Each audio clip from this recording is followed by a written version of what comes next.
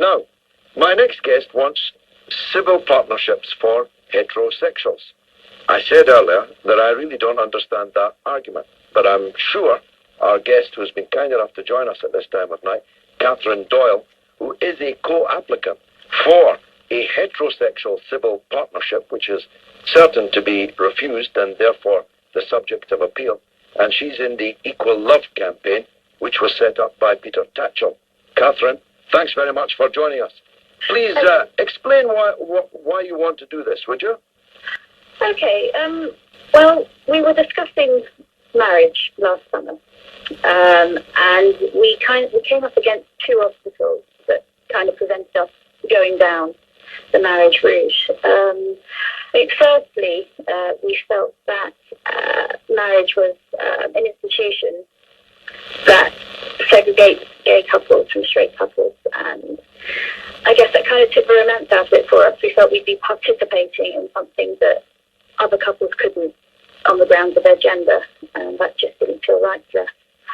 And secondly, I think marriage as an institution just doesn't feel relevant to Tom and myself. I think we feel more like civil partners, and as there are the two options, why shouldn't we have the option that feels better for us? But wouldn't a civil marriage be close enough to what you're looking for? But it's still called marriage. It's called marriage, but I mean, you're no longer promising to obey anyone or anything like that. Oh, no, marriage ceremonies can come in all shapes and sizes now, but it's still got the terminology associated with it. It's still marriage in most people's heads. It's still something that's very patriarchal. But it wouldn't be in your head. Yes, but it would be in other people's heads. So when I say, oh, I'm getting married to Tom, people would jump to conclusions. It's not so much as Tom and I looking out. It's more how society views us, and would rather they viewed us as equal. What conclusions would they jump to? I think there's still very much the idea that a married couple is a setup to support a man who is the head of the household, and that the woman is a support worker for him.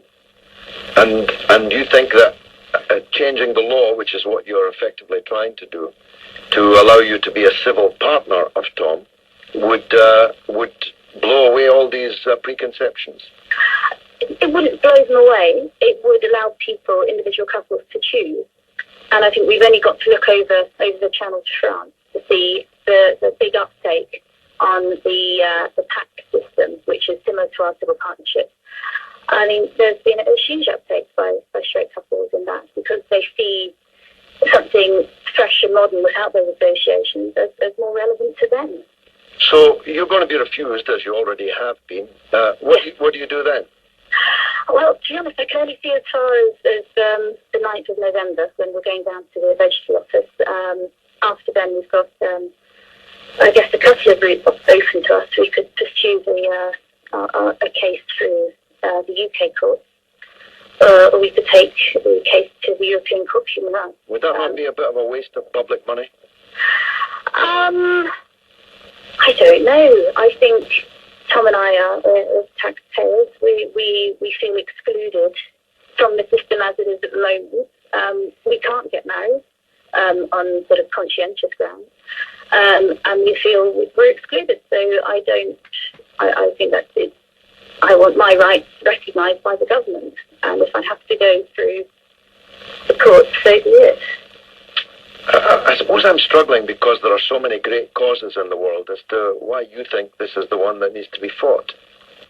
Don't you see a case which has to do with the very terminology, the language of marriage and civil partnerships as something that's a very important cause? It's how we view couples and love.